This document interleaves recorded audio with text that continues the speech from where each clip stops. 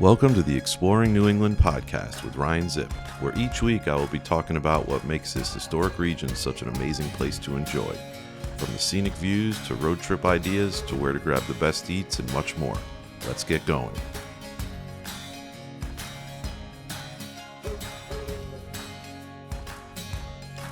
Hello and welcome to episode 27 of the Exploring New England podcast with me, Ryan Zipp.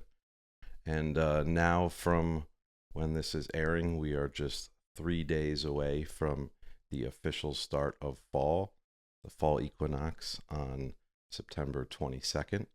So we are coming to the end of this second summer stretch that I like to call for the time between Labor Day and the equinox coming up. It's been great to squeeze in some extra summer vibes, a little bit less busy at some popular coastal locations, and also have been, planning for the upcoming fall foliage chasing. So I'll talk a little bit about the status of that and some plans and just some kind of tips, I guess, and ideas for you guys if you're in the stages of planning, or if you already have and you're just looking for some more info. So this past weekend, we also had, the impending full moon, which, was almost full leading up.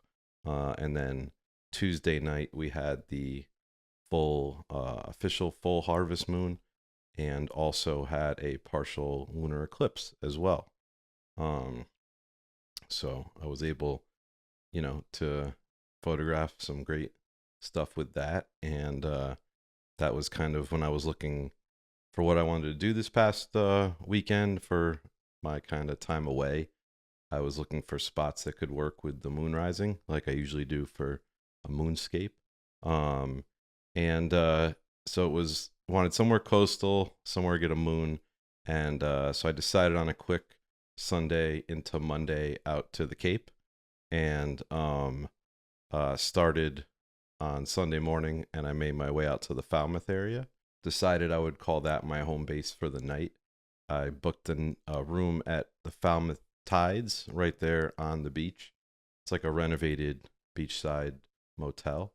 Forget when they redid it, but really nice job on it. And again, just the location's great. You're right there on the beach. They have some like ocean front rooms. Because I booked it last minute, I had like kind of like a side angled room. So it was ocean view, and you actually had a view of like the harbor there, the channel coming out where some of the ferries go, one of the ferries that goes out to Martha's Vineyard, and other boats were kind of going in and out all day. So it was a really cool spot, great location, and I was able to snag a room for not too bad, being a little bit later in the season, and it was a Sunday night, not a weekend night. So I got into town a little before check-in. I ended up over at the Flying Bridge restaurant, so just on the other side of that kind of channel there, across the water. And they have like an outside bar. It was really cool. Just sat at the bar. They had Patriots game on. It was Sunday, and you had a view out of kind of the marina right there. So not like a crazy ocean view or anything, but you're on the water at least. And outside, the weather was perfect. So just grabbed like a kind of like a fried cod sandwich thing. It was pretty good. So spent a little time there, watched some of the game, and kind of until check-in was ready over at the room. So at that point, after headed over to the hotel, checked in. Again, the room was really nice, pretty big, spacious, and had like a slider out to like a shared deck balcony with I think 2 or 3 other rooms on that side. So not bad at all. And I went down. I don't typically do it. I'm not like a sit on the beach person during the day or anything, but my main targets and what I would be shooting wouldn't be for a few hours later. So I decided they have like these nice lounge chairs right on the beach, umbrellas over you. So posted up there for a little bit, kicked off the the flip-flops, and just relaxed listening to the water and hanging out with the seagulls that were flying in. But and again, one of the points of this trip was just to soak up some more New England coastal summer vibes, since this is kind of it for the moment. Not that we can't have nice days on the beach throughout every season, obviously, and we have seasonal, days for that in November, December, a lot of times as well. But as far as this, official summer stretch, this is kind of it. So that definitely helped to fulfill that, and it was great to get another stay in. And this is kind of what I've talked about a bit, are these kind of oceanside or beachfront type stays that, although they still might not be like super cheap, they're half or more less, sometimes like 2/3 less even than they were in July and August for the same spots, same views, and still was in the 70s during the day and sunny. So for future planning, again, September could be a great time to go to a lot of these areas. So after it was relaxed for a little bit, and then the plan was going to be the capture. It's like the moon was like 93-94% technically at that point, but pretty full. But it would be rising a little bit earlier, I think just before 6 p.m. And I think sunset was like 45 minutes later or something, 50 minutes later. So from a beach area I was going to be able to get to will be coming up right over the Knobska Lighthouse there in Falmouth. So beautiful. They recently renovated the Keeper House and everything over there. Been there a few times over the years. Never got any like crazy conditions there, like for like a really epic image as far as sunset, sunrise, or anything. Usually it ends up being either kind of just completely white out, overcast, or super harsh, midday light. But, fair distance down the road from the beach, with telephoto, I'd have a shot at getting it rising up over it. So got in position. I stopped by the lighthouse really quick, like a little after 5, just to snap a few quick shots and, take it in. It's a beautiful lighthouse on nice property there. There's like parking spots for like 6 cars, I want to say. Handicap spot, I think. I think you can leave a car there for up to an hour. So, if you do want to stop over, there is some parking. I would assume on busy days, it's probably fills up quick. But, with my target being the lighthouse, but I needed to be a little bit down the road, I went down and parked, and then walked out on the beach there, probably like, a good half hour before. So it was nice just to get set up, get the tripod there. Again, just be barefoot in the sand, walk in the water a little bit, and just, the sun was slowly making its way down towards the horizon behind me. So you had really nice light on the whole scene, the road and the lighthouse itself. So I was snapping some shots, and then, obviously waiting for it to be game time with the moon. And a lot of times I found over the years, especially for those coastal targets, is you could be, literally 90-some% of the sky looks crystal clear, no clouds anywhere. And then you're looking out over the horizon where the moon should be coming up behind or over your target. And there's the time. And then like minute after minute you're going, you're like, where is it? I can't be that far off. It's got to be somewhere there. And unfortunately, there's like a, marine layer of clouds or fog or haze or something that's, just kind of in a band on the horizon that doesn't appear to be that thick, or, you don't see it that much. Sometimes the moon breaks through. I've seen it before where I thought it was going to be a failure and the moon kind of glows through it. And then other times thought it was going to be clear, looked like I had it, and then the moon just didn't show up until it was much higher in the sky. So, unfortunately, this is one of those cases where it did not show up right away, where I would get it like really large right behind over the lighthouse. As you've seen in some of my shots where the moon just looks enormous because, I'm using everything I have in my bag as far as telephoto lens goes, and with the compression, if you're far enough away, it has that effect to make the moon look huge. So at that point, you can't do anything. You just have to wait. And, finally, after a little bit, the moon did start to show through pretty faintly. And then as it got higher in the sky, it got a little bit brighter, and then you're able to see more details. So obviously started taking photos as it was coming through. And I was able to get a pretty cool shot of it, not too far from the lighthouse tower and the scene I had planned, but it was a bit higher and smaller in the sky. But most shots, you have no control over the conditions. So you have to roll with it. And at the end of the day, I was happy I got something. And then as it got higher in the sky, it was much brighter and crisper. Got some close-ups of the moon as well, and turned around at different points, and it was kind of hazy again on the other side. So nothing crazy for sunset, but it was cool to get the glowing sun drop below the trees and like a beach house in the distance. Then there was a kind of,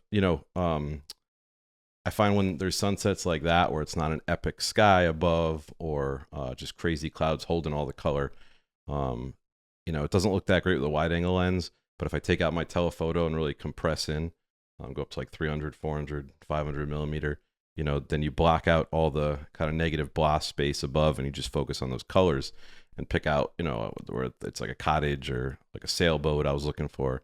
And then you just get all that color is just more intense, and the scene's compressed, and you can make some really cool shots. So I've had a lot of fun shooting scenics more the last handful of years with it's a 100 to 500 lens I use a lot. When I started, it was definitely more like wide angle everything. I thought it was just such a cool look.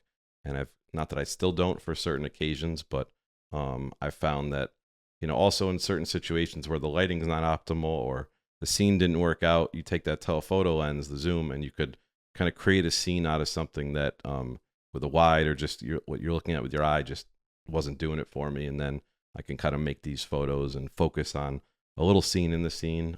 So definitely has been something to try more. And I feel like the unfavorable conditions have kind of taught me to be better with it. So I guess that's the whole making lemonade out of lemons, as they say.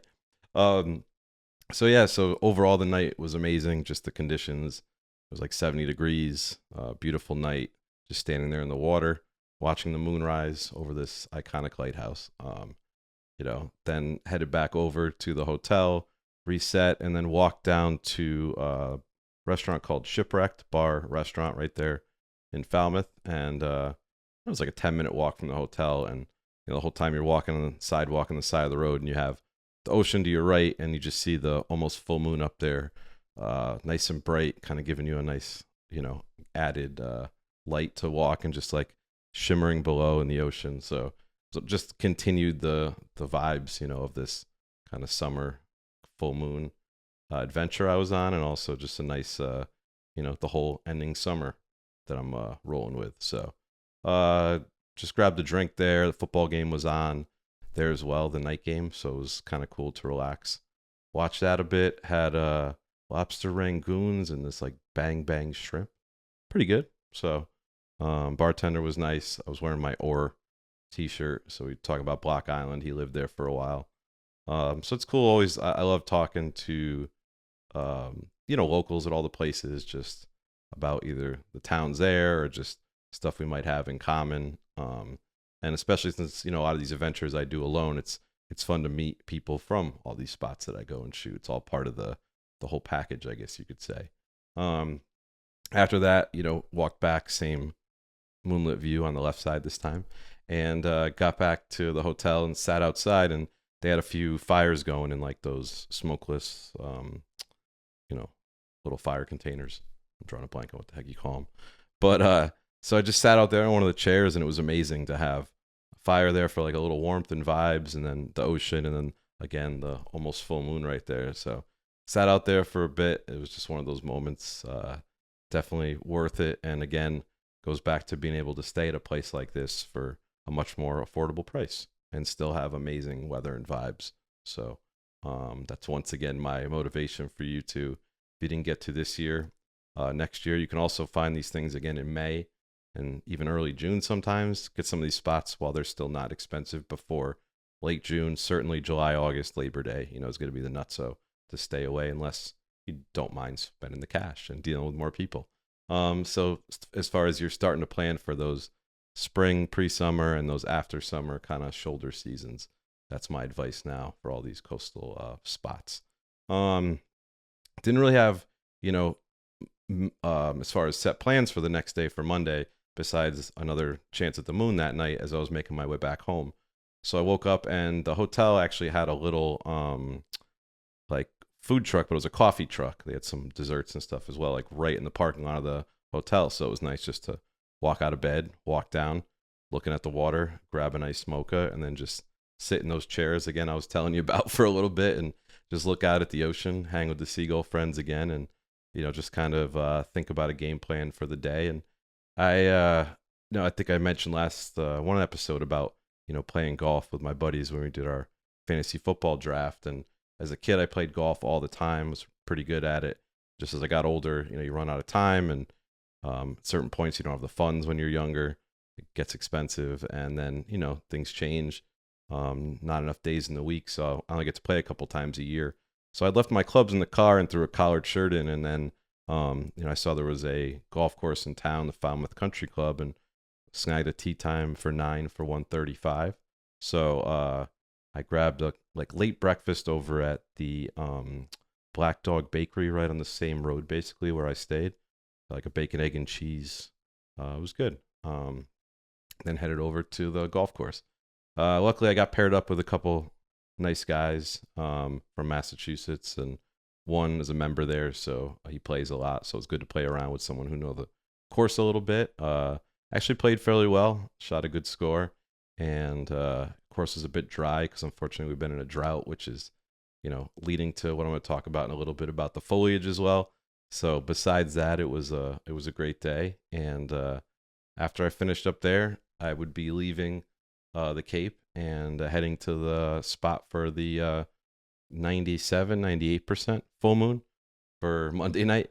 And it was a place I've never been. I don't think the town at all. And, great lighthouse over there. And I know I'm probably going to butcher the pronunciation, but Mattapoisett. I don't think I've ever heard anyone pronounce it who I would assume to be authority on it. So if that isn't the correct pronunciation, someone can correct me or let me know. But they have a great little lighthouse there called Ned's Point Lighthouse out on Ned's Point, I believe. And, using my ever trusty PhotoPills app, which kind of shows you where you need to stand to kind of get the moon rising, setting, sun rising, sun setting, etc. Took me to because a lot of times I plan these out, and where it's showing me I'd have to be standing is like someone's backyard or private property or just land I can't get to, unfortunately, which happens a lot, especially on the coast. But this time there's actually a rail trail kind of through the marsh there along the water in the town, and it had a parking lot, so I was able to actually park, walk down, and get in the spot, the general area, and you're looking out. The lighthouse is about just over 1.25 miles away. I think it was 1.3 miles. I measured it on the map. So pretty far, but again, that's the kind of shot you want with all, I had a converter on, so I was shooting at 700 millimeters. So, but again, if you want the look like you've seen from me or a lot of other people of the moon huge in it, you need far away and you need a lot of lens. So that's what gives it that huge look, the compression. So the lineup looked like it was going to work. The lighthouse then also had a bunch of boats in the harbor. So I was trying to get in a few positions and wait where the lighthouse was in between all the boats, obviously. And, it was beautiful. Again, a little kind of rocky beach there, barefoot there, kind of in the sand. Beautiful night, round 2, waiting for the moon to rise again. So I had it really rough this weekend, let me tell you. Unfortunately, it was a repeat of the night before where moonrise is kicking in. Where's the moon again? And I know I'm in the right general spot, if not exact, but same thing as the night before. There was that layer of kind of clouds, marine layer there on the horizon, and then almost the same as the night before, it started to show through. And then because it was a little darker, usually this is when I shoot the night before the actual full, and it had this definite reddish orange kind of color to it, especially when I was on the horizon. And I started to see it glowing through the clouds again, started firing away, got up high enough, didn't have much detail to it, kind of smudgy still, but I got kind of the general shot I was thinking in my head and wanted. But again, it wasn't the huge one right behind the lighthouse, but you got to do what you got to do. And same as the night before, it got crisper and brighter as it got up higher in the sky. So kept firing away, getting the scene, and then getting some close-ups on the moon as well, because why not? It's cool and never ceases to amaze me the photos I can get of the moon and the detail of the craters with just my normal camera setup that I use every day for everything, and I'm using right now to film this. So that's just pretty awesome. So I'll put up, again, if you I know a lot of you are listening, but if you're watching or you want to ever see visuals of what I'm talking about, there's a video version of this on YouTube. So the direct link is always for the current episode in my bio links on my Instagram. So you can always pop on there or just search for Exploring New England with Ryan Zipp on YouTube. But so I'll be putting up pictures of all this stuff, including the moon. So again, it was both were like not exactly what I had planned for the scene, but they still worked, and overall it was just an amazing weekend to be a spot I've been before by the ocean. Check out an amazing new coastal town that's like the population there, and it's only like just over 6,000. So super quaint, beautiful. I think like they're best known for their role in like the whaling industry, like way back in the day. Obviously by the positioning there too on the coast, just outside the Cape, kind of on the southern coast, still in Plymouth County, but on the opposite side of Plymouth. So that was great. And then kind of like I mentioned earlier a little bit, on Tuesday night was the actual full harvest supermoon. I think it was full at like 10:30, 10:35 Tuesday night. And at the same time was actually a partial lunar eclipse. And that was starting just about 10:15, and it was peaking at about 10:44, 10:45. And it was about 8% roughly of the top, but like a little to the left of the moon was in shadow. So, yeah, so it was cool. Took a little bite out of it, and I just ended up shooting that right from my front yard at my house. Because when it gets up that high, it just looks the same anywhere. It's not like I needed to go anywhere for it. Luckily, I was able to get it because I have some high trees that way to get the moon right in between some branches from a few trees, and actually used it to my advantage and made a cool image rather than just being the moon out there empty in the sky. But posted that on Instagram today, and I'll put them up here as well for you to check out. So, not a super dramatic eclipse, but always cool to catch any, these natural kind of lunar events are pretty awesome no matter what. Plus, coinciding with a full supermoon as well. So it was a very moon-filled weekend, and all successful overall. And now we are, again, 3 days away from fall. And this weekend, I'll be doing one more. It's kind of like my summer swan song. I'll be heading somewhere coastal for a few nights to kind of get the last of those beach coastal vibes. No set kind of natural events going on or any targets per se. Hopefully a sunrise or two, a sunset, some lobster rolls, either way. But this is going to be it as far as probably traveling out of state. Obviously, in Connecticut, I'll hit up all my local spots and whatever else coastal stuff throughout, the rest of the year. But as far as traveling for them, we're going to be shifting focus to heading north for fall foliage. And I guess that's where I'll dive in just a little bit for a few minutes about my plans and kind of trends that I'm seeing, and also seeing from others online. And, like 3 weeks ago or so, it was looking like it should be a pretty good, solid, standard foliage year. But now since then, we've literally had no rain in those 3 weeks in most of New England. So unfortunately, that's, not a good thing and not a good timing either, as far as for the trees, the leaves, and, the foliage. We've had some warmer days as well with some colder nights, especially north. So all this has kind of caused a lot of the trees a bit of stress. And not all, but some, especially in higher elevations, are starting to turn, way earlier than norm, averages, however you want to call it.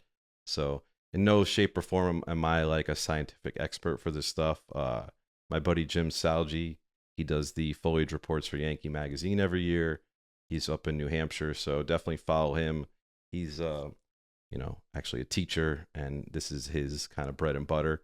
But even he's a little like, with just how things have progressed this year, it's really tough to predict. So if you're planning or you already planned, like, just don't freak out, because no matter what, it's like, it's hard to nail like peak everywhere in like one area that you're going. It's been very rare I've gotten to a whole area and like every spot I've wanted to go to is like peak. Sometimes this spot is perfect. It couldn't be any more. You go down the road or you drive a little bit and it's still all green. You're like, what the heck? This was supposed to be all color, and I'm only here for the next day, so it's not happening. And then you go down the road to another and all the leaves are down, So you're like, what the heck? I thought so. It's like you're never gonna hit everything perfect. And this year with stuff looking early, it's trending and it's looking a bit like 2020 for foliage, the good old pandemic year. But that year I was all set to start right at the beginning of October, and then third week or so in September, stuff was changing super early. So I ended up heading up for that last September weekend to like White Mountains area, Northeast Kingdom of Vermont, and it was like unbelievable. But it was just super early, and obviously didn't last too long. But those first 2 weekends, that was some of the better foliage shots I've gotten in the last 3 or 4 years shooting. So like anything else, like trying to predict a clear moonrise or the perfect sunset somewhere, this is one of those imperfect things. And you have to look at the averages, and I'd say as of now, definitely go earlier than the averages. Look back at 2020, you could see like how things progressed. The main foliage report, first one was out today, and for like, or I don't know if it was the first or second, but stuff was progressing pretty quickly. So there are resources. If you're looking at Maine, there's the Maine foliage tracker. You could sign up. I get it via email, so you see their updates. Definitely follow Jim, and just like search around on social media and stuff, just see what people are posting. But some stuff, up in kind of northern New Hampshire, I've seen a few things like Jay Peak up in northern Vermont. And there's just random trees popping everywhere, not just the northern spots, but there are some that usually go early. Some of those maples around the swamps always do. So them going now isn't really that different, I don't believe. But so it's going to be early. So don't, if you're looking at and you're like one of those like looking between like a week before or week after said date, I would go before this time. So I'll be doing northern Vermont at the end of this month, because again it's just want to be up there about, and I know there'll probably be spots that aren't peak yet, but who knows? Those should be some decent color in spots by then. And I already had plans. Going to be staying in a great hotel up in the Northeast Kingdom in the beginning of October, so I'll be sharing about that as well. But I'll be heavy on Vermont, and then for the holiday weekend, the second week in October, be more like central, southernish Vermont. And again, at that point, it's tough to say. Typically, that weekend around there is peak. White Mountains for the holiday weekend, that's typically peak. But this year, it's definitely looking like, it could peak very well, or on the earlier side of that. The holiday weekend, there should still be some color. But again, if you haven't booked yet, I'd go on the earlier side. Day trips, I'd look on the earlier side and just keep looking, at different reports that are going on. So then, the next week after that, places like coastal Maine, mid-coast Maine, as we get to the end of the month, like the Cape, different other coastal areas. And, early November, you have like Boston, Providence. So, I'm going Vermont heavy. That's my favorite, one of my favorite spots anywhere besides maybe coastal Maine throughout the year. And fall in Vermont, I think, is like the quintessential New England vibes. Doesn't get much better for my kind of photography. You get lost on back roads, find cool barns and mountain scenes in the background. So getting excited thinking about it. So I never like to rush into these things. I'm enjoying every last drop of summer, which I'm going to do. Next week, I'll report back where I ended up going for this summer swan song and fill you guys in, hopefully share some good photos as well.